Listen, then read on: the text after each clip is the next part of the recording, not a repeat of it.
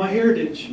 At the beginning, I didn't know if I was supposed to laugh or not because I was a white guy. But basically, I didn't know because I didn't know if I was allowed to laugh. I don't know if anybody else thought that. I dated a Chinese girl for a number of years, and chicken feet and the perspective of drivers was nailed.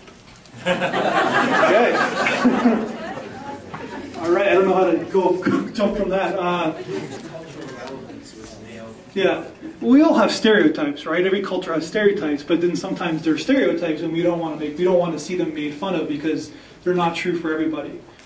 But it's good to laugh at, I guess. Well, I actually came to Canada as a child from China, and I spoke Chinese, and talk about fish out of water, you know. And I went to speech classes for years afterwards, but I can almost relate to like. Just actually speaking the language in a different culture that I was in as a child. Were you offended by the film at all, or is it okay? Not at all. Okay. Was it funny? Well, it's so sad.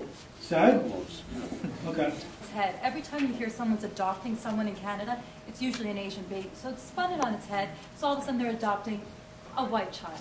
And not only that, I mean, there's lots of movies that do stereotypes with such finesse. Big Fat Greek Wedding. We laugh at that. Same thing here. We take some of those stereotypes and we take a light chuckle at it. And I see there's nothing wrong with that because some of the stereotypes make us and some of the stereotypes break us. It depends on how you perceive it. I really like how they did this film and they talked about like family. It doesn't matter who your family is. At the end, his dad loved him the most. He was there for him through thick and thin. And our parents at the end always want something good for us.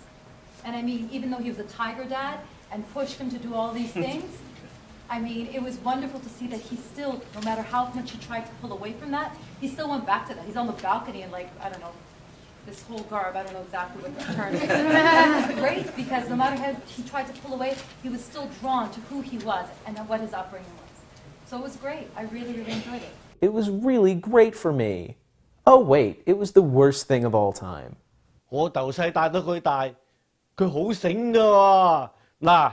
佢仲係北美數學冠軍，叻仔嚟㗎，獎項無數，未衰過㗎。We saw the trophies around your house. You must be a child genius. Well, that resulted from hours of extracurricular math lessons, not to mention the ping pong lessons and the piano lessons. To go back to the 70s, like Steve Martin did a movie, if anybody's seen, called The Jerk, basically a white guy raised in a black family. So that's just kind of like a mockumentary kind of version of that. I found it interesting that they beeped the racial epithet and left the swearing in. Yeah. You drive like a fucking beep instead of you drive like a beep and chink. You know, that's like you know, you could have left both in. Why not? Because it would be authentic to do that. Yeah. And by pulling, that's kind of a pulled punch, it felt like. I think this film is like, I think this film's really well done. I think it's it could be a little bit ahead of its time as well. I think that we're still catching up to what's appropriate, what's not appropriate, right? Like in terms of like things like this. Like you just said that word, which I'm not going to say. Yeah, but see, it's authentic. But at the same time, it's like, I think that maybe later on, it would just, like, everything will just be kind of universal. We'll get over our stereotypes, but who knows? Yeah, I've kind of just recently kind of become a part of a Chinese family through marriage, and so I've become quite interested in this as a topic.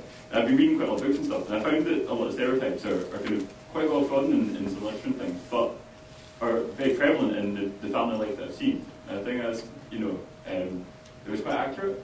Obviously, I think one of the filmmakers was Chinese, but yeah, I think it was really, but it was supposed to be really warm and kind of caring note, and I think it was really nice. Well, this piece brings back a lot of happy memory for me as well as sad. When I was living in Winnipeg, I knew these two couple, the Chinese couple, and they befriended to a white couple, and they had a little white girl, blonde girl, cutest little baby. But unfortunately, the blonde little girl's parents died, so the Chinese couple were, I guess you call it, godparents, and they eventually adopted the little girl. But what's so unusual about this is that this little girl grew up in a Chinese family, does not speak English. In Winnipeg, she only speaks Chinese until she was 6 years old. All the neighbors used to say, what is wrong with this blonde girl? She speaks only Chinese, no English, and lives in Winnipeg. Anyway, so then it comes back to my story about my background. My great-grandfather was Chinese, and he married an Assiniboine Indian woman.